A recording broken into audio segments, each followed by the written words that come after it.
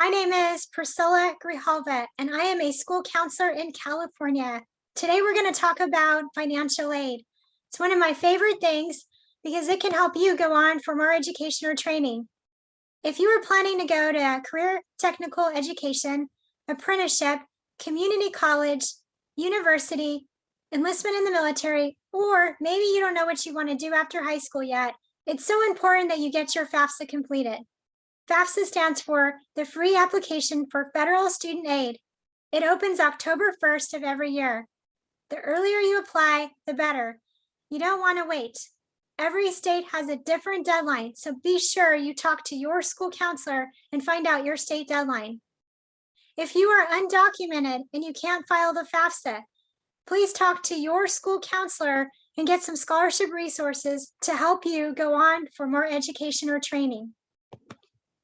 Here are some things that you're going to need to file the FAFSA. You're going to need your prior year federal income tax forms from your parents, prior year W-2 forms. You're going to create an FSA ID as a student, and so is your parent. The only reason your parent would not create an FSA ID is if they are undocumented.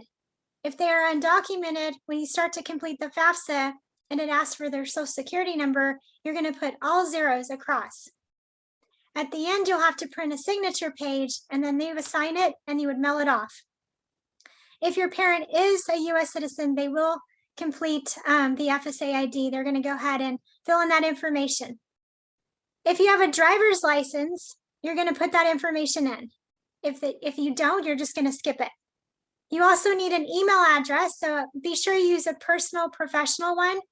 You don't want to use your student email because a lot of times the student emails are blocked for outside organizations. You're going to need your social security number, your date of birth and your parents, the month, day, and year, the month and year your parents got married, separated, divorced, or widowed. And when you go to the website for FAFSA, which I will also link this in the YouTube video, it's going to take you to this website and you're going to click Start Here. Once you click that, you're going to go to I am the student, scroll down and click on log, or actually create an FSA ID because you need to do that first. And after you create your FSA ID, you can log into the FAFSA and go ahead and start it. There's also a FAFSA chat, so if you need any help, as you can see over to the right, you can talk to the FAFSA chat, which is Aiden. I also have these resources in Spanish, so if you, your parent, or family or friend needs this information, it's in Spanish, and I'll go ahead and link it in the YouTube link. And here's a video on FAFSA, so I'll go ahead and show you guys this video. The Free Application for Federal Student Aid, or FAFSA, is the application for grants, loans, and work-study funds provided by the federal government. It is also used by many states and schools for their financial aid programs. For the fastest and easiest way to apply, visit our official website, FAFSA.gov. The FAFSA is available in English and Spanish. As you fill it out online, you'll be able to automatically skip questions that don't pertain to you, check out your status immediately, and get online help. It takes most people less than 30 minutes to complete the application. You'll need a few things when you fill it out, so get ready by gathering your social security number, your permanent resident card if you have one, any W-2 forms or records of money you earned for the previous year, and your tax records.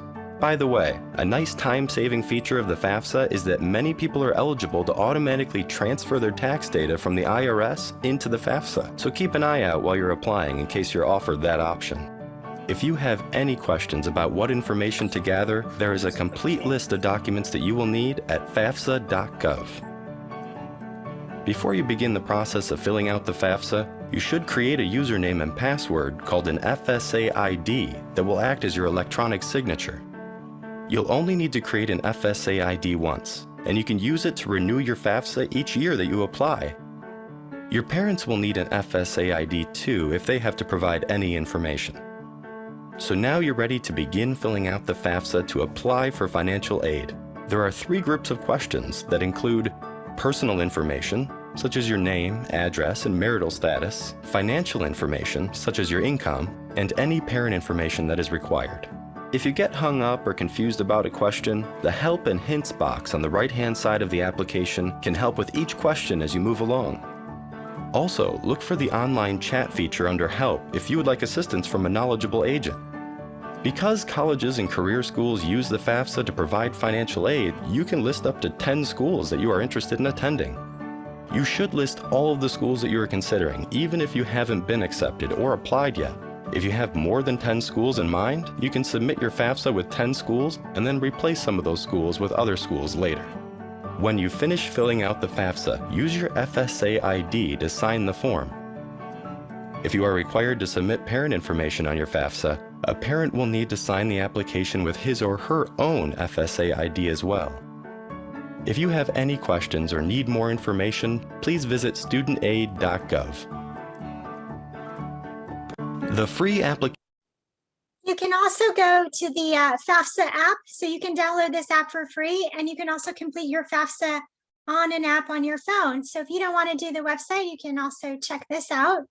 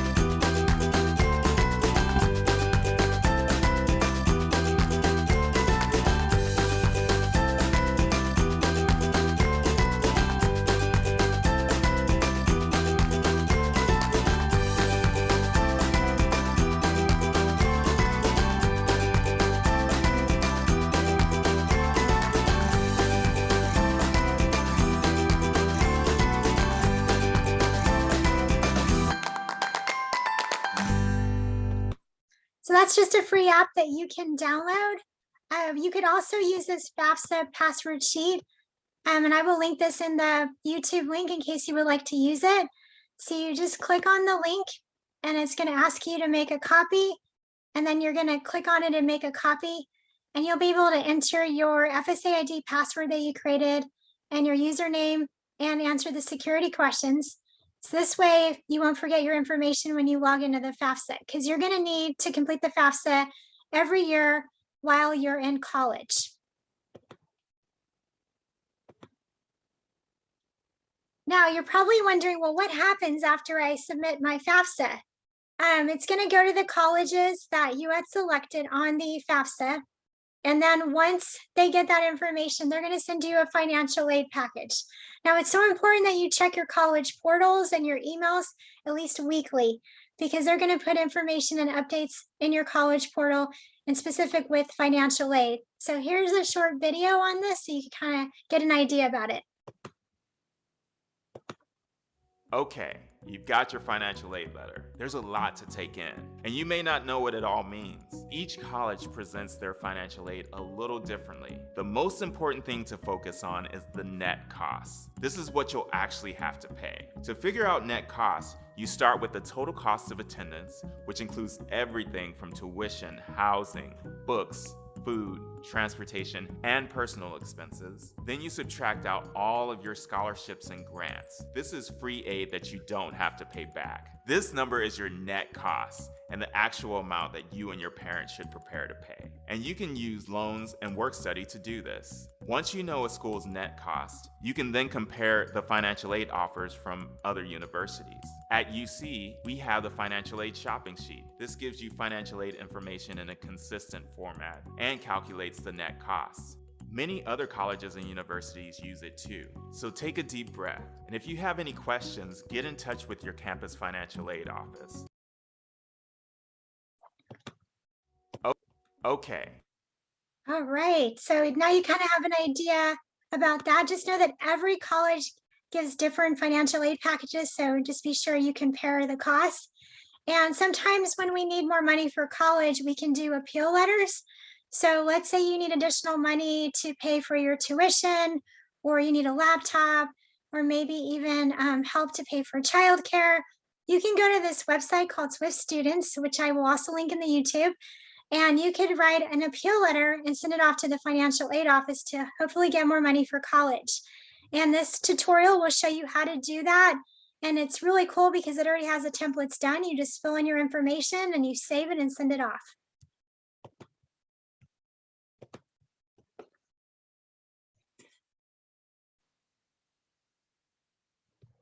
Abigail Selden is the CEO and co-founder of the Selden Herring Smith Foundation. Today, she's going to share about this amazing resource called Swift Student. Swift Student can show students how to write a financial aid appeal letter for free. It's got amazing templates, and Abigail will walk us through a short tutorial. Thank you so much, Abigail, for all the work you are doing across the nation. Today, I'm pleased to share Swift Student with you. So Swift Student is a free website that is designed to help students answer this question: how can I request a change to my college financial aid package? So Swift Student helps students write a financial aid appeal letter for free. We go through, am I eligible? What documents do I need? How do I write an appeal letter? And how do I submit my letter to the financial aid office? Our site provides both guidance and free templates that students can complete online to help them communicate with their financial aid office. This year, especially during COVID-19, where so many students have had financial reversals in their households and their FAFSAs do not reflect that, financial aid appeal letters will be particularly important for ensuring they get the help that they need to attend college and stay in college. The most popular letter on our site is, how do I ask for more financial aid if my financial situation changes after I fill out the FAFSA?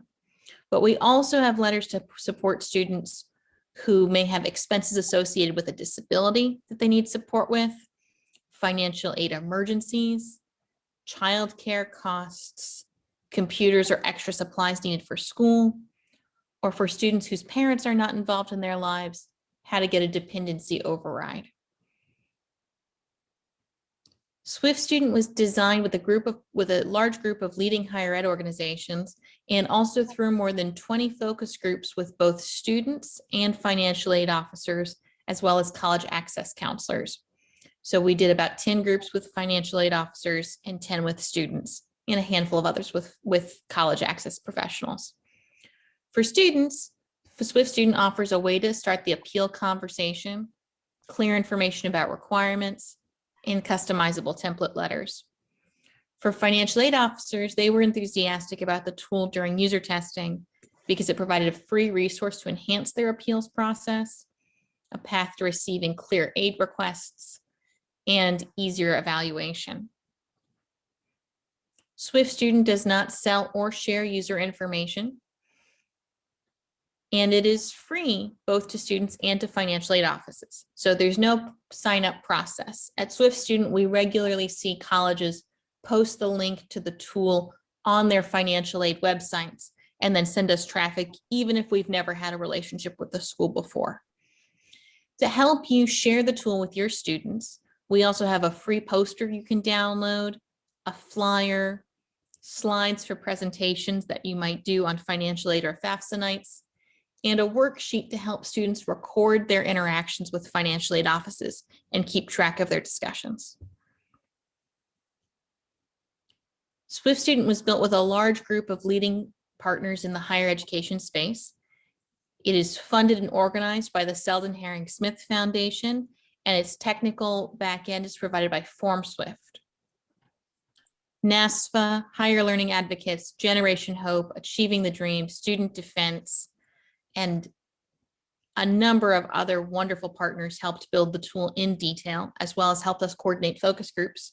In addition to the groups listed here, we're proud to have the support of ACT, Reach Higher, as noted here, and the College Promise Campaign.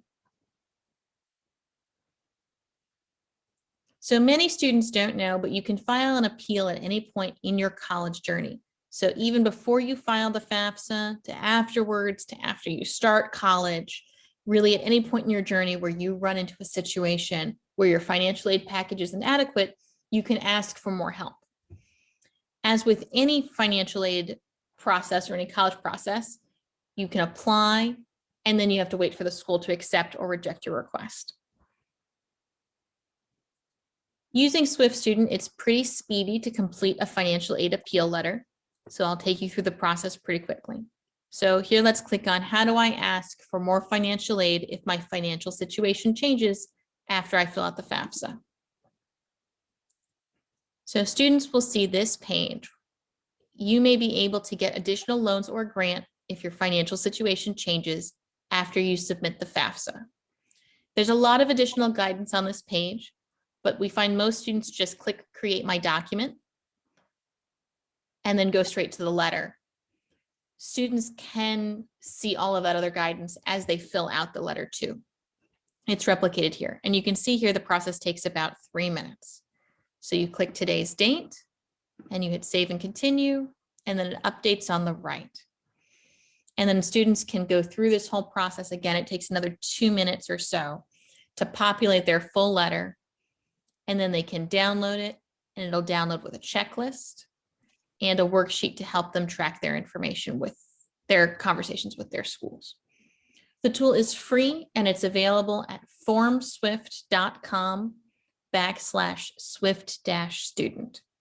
Again, that's formswift.com/swift-student. Thanks again. Alrighty, so that's just a video that'll hopefully help you with resources in case you need additional financial aid. You can still appeal those letters. Here are some other resources that you can use. So we talked about the FAFSA. This is the website in case you need it again. You can also apply for scholarships. So continue to apply for scholarships, not just in high school, but when you go on to college or more education or training. FastWeb is a great resource. You can apply for scholarships. This is for 9th through 12th graders, and you can also use it when you go to college. Raise Me scholarships, you can only use in high school. It's for 9th through 12th graders, and they find micro grant scholarships based on your student's profile for the colleges. And let's say they meet with a college rep, they can get a scholarship just for meeting with a college rep. Get Schooled scholarships, Sally Mae scholarships. These are all great resources to also help your students. Immigrants Rising scholarships has a ton of resources for undocumented youth, so you could check that out. And also when your student goes to college, they have scholarships on their college websites that they can apply for. So these are just a few of the scholarship resources that your students can use. Of course, there's a ton out there. Just make sure that they never pay for a scholarship. And of course, never pay for FAFSA because it's free. If anyone's charging you, it's probably a scam. Here is the FAFSA helpline in case you or your student needs it. It's 1-800-433-3243. All local high schools should have a school counselor who are, of course, all school counselors are trained and prepared to support you in completing the FAFSA and going on for more education or training. There are also local and national scholarships that your student can apply for. Local meaning for the city, for the school, maybe for the county, and they have a better chance of winning if they apply for the local scholarships. National scholarships are for anyone in the nation, so anyone in the nation can apply for those national scholarships. Have your students see their school counselor for scholarship information. A lot of times it's on their school website, so you can check that out. If you have any questions about this presentation or additional resources, of course, you can reach out to me, but please reach out to your school counselor because they're highly trained in helping students go on for more education or training. And if you need anything, here's the websites, and I will post everything in the YouTube link. I just wanted to thank you so much for listening in on this presentation, and I wanted to congratulate you. Woo! Congratulations on applying for financial aid, and I wish you the best as you continue to go on for more education or training. Take care. Bye.